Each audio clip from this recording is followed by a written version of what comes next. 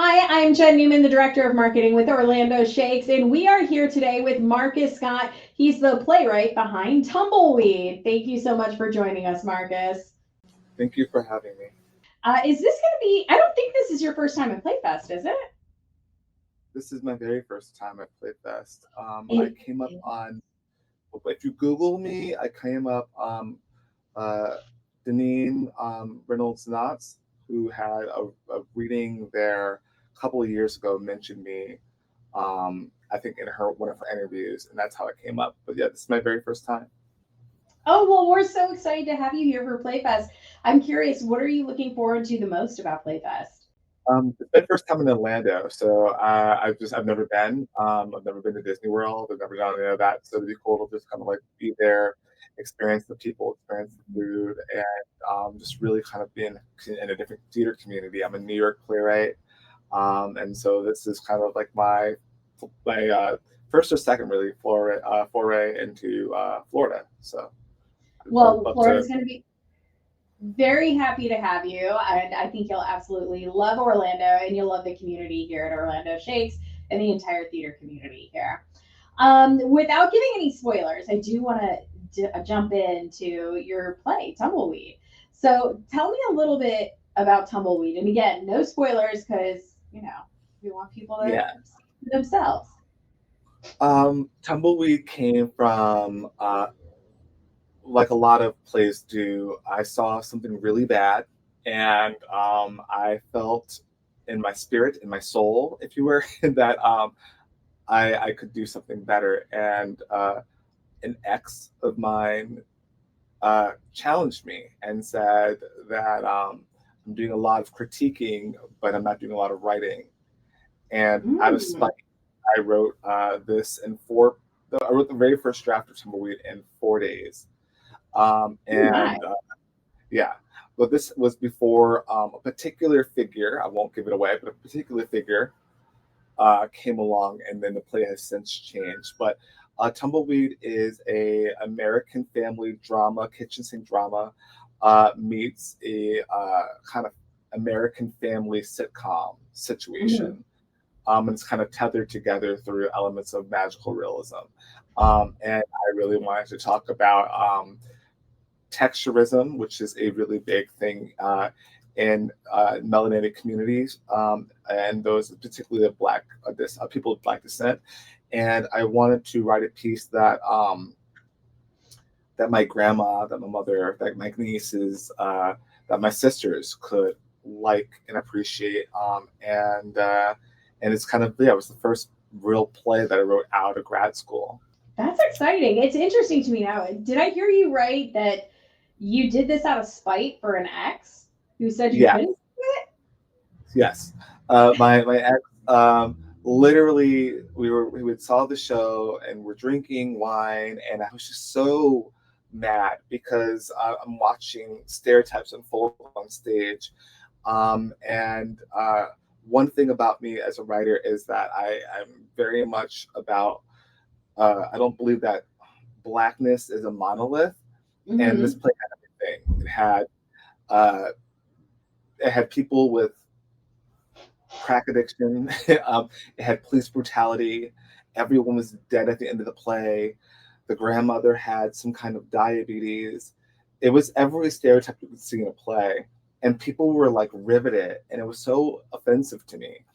And I thought that you can handle serious topics that were relatable and universal, and still be fun. That would still be a good night out of theater.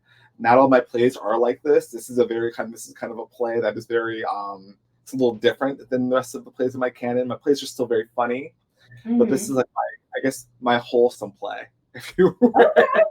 All Yeah. right. I like that.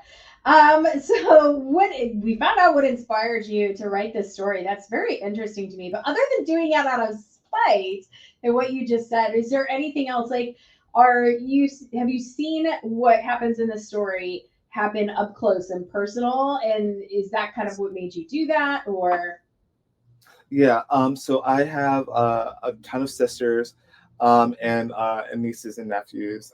And Some of them are blended, so they're dealing with what does it mean to be Black and.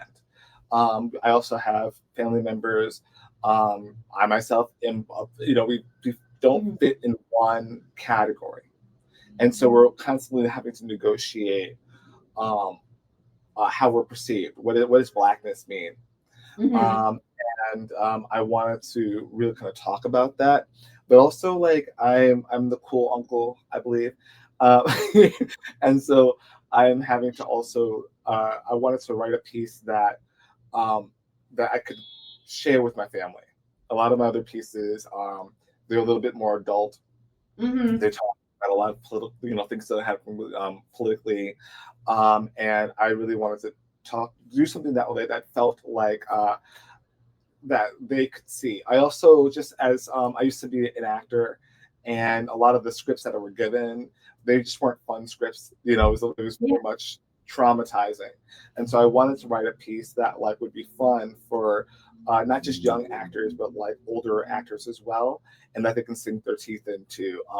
I believe that especially in the canon, a lot of stories with Black people, they are they have about five categories. It's police Mhm. brutality, slavery, it's some kind of um, civil rights story, Right. and I wanted to do something that was modern, that was funny, that people could laugh at in their seats, but also have moments of real connection. And also, like I'm a Black man, and the story is about Black women. I wanted to write kind of a love letter to them, Mhm. um, and the people that came into my life. And so that was really what the initial Okay. response of me.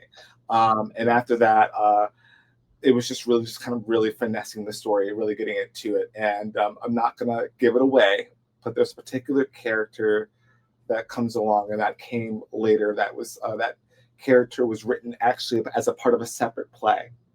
Oh, Um, okay. yeah, and that play was written about 6 months, a year later. And after that, I kind of really weighed the options of should I really include that character, but I just kept seeing this character in this play. And so with the addition of this character, I'm now talking about like how we have been perceived throughout history. What does it mean to be beautiful? And this is a play that I wrote literally on the eve of the Crown Act, of what was happening, not just in California, but what was happening globally. And so you're seeing this play having being in conversation with like documentaries like Good Hair and Hair Love, which won the Academy Award, and Bad Hair, which was on Hulu, and it's by the guy who did Dear White People. I wanted to write a piece, and I wrote that before most of what I just said even Yeah. came out, or Well, was about come out. So, and I was told that no one wanted to see a play like this. So I'm really appreciative of Orlando Shakespeare even wanting to put this up because, like I said, I was told that no one wanted to see this. So, Well, it's a great play. I've got to tell you, we all have enjoyed reading it, and I know that our audiences will love it as well. That being said, you kind of already touched on the society aspect, but this story is so important, especially today, right? Can you yeah, provide some more insight to our audience as to why people need to see this reading? Um, yeah. what would be your number one message to them? Like, hey, you need to make sure that you go see this. Here's the thing: we live in a society where we don't really have cultural touchstones. Like we know we're all in our little silos now. Back when I was coming up, we had after school specials. We had shows that you could come home, sit in front of your television for a block of hours. I think it was like 5 to 7 or 5 to 8. Where you can sit down in front of a television, and everyone had a particular show, be it Family Matters, Yeah. be it Full House, so forth and so on. These were the very much the canon of what it meant to be an American family, and so much of that programming has gone Mhm. away, and so much of American plays, the kitchen sink drama, they're kind of going, modern day kitchen sink dramas are kind of going away, and we're kind of doing more immersive work.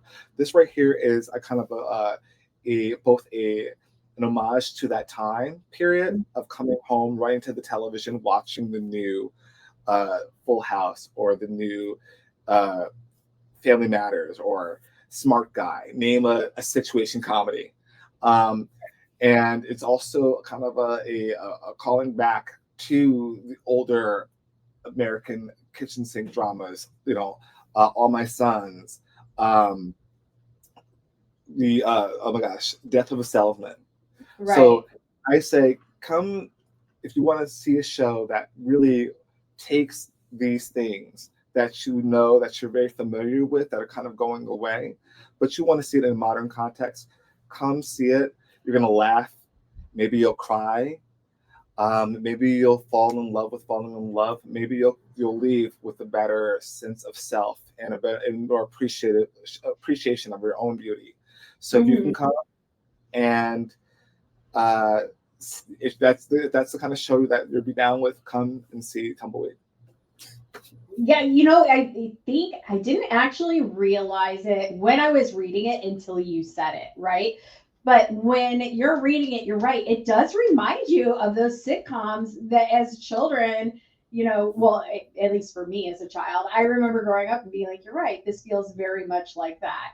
And I Yeah. love that because it's something that you slide into very comfortably. You know what I mean? It's a great story. You slide into it comfortably, you're reading it, and it's amazing. I cannot wait to see this one on stage. What was the most difficult part of writing this? Um, I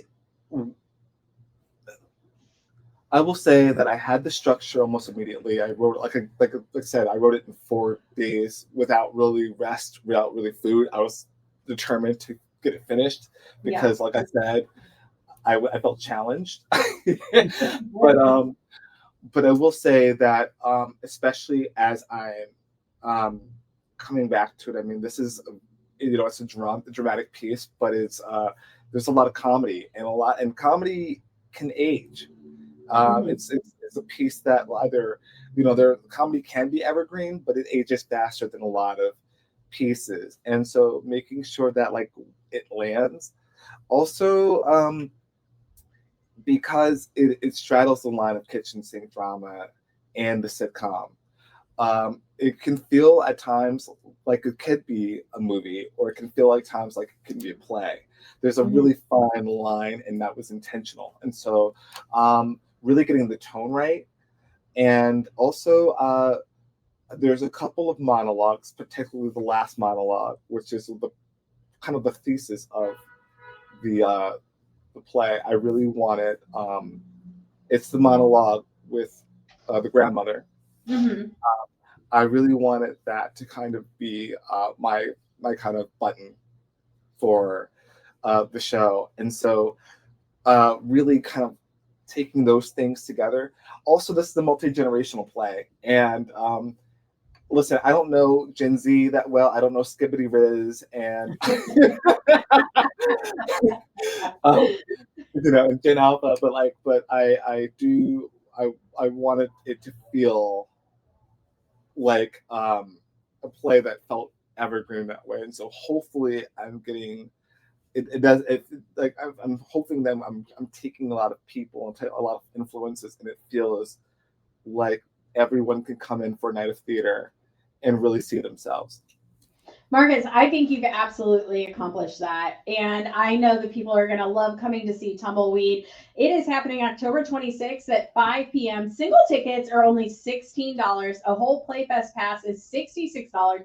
That includes all 5 shows. So definitely come and enjoy. You will love Tumbleweed. I love hearing that personally. I love the story about you writing it out of spite because I can't tell you how many things I have done out of spite just due to an ex saying something. I'm an Aquarius. What can I say? Well, it has been a pleasure speaking with you. And I just want to tell you, we can't wait again to see you at Playfest. See Tumbleweed October 26th at 5 p.m. Again, $16 just to see Tumbleweed, $66 to get an entire pass to all 5 shows. It's going to be a great time. And Marcus, I can't wait to hear the actors reading it. It's going to be a great time, Me and you too. will love Orlando. Me too. Thanks for Thank you joining so us. much.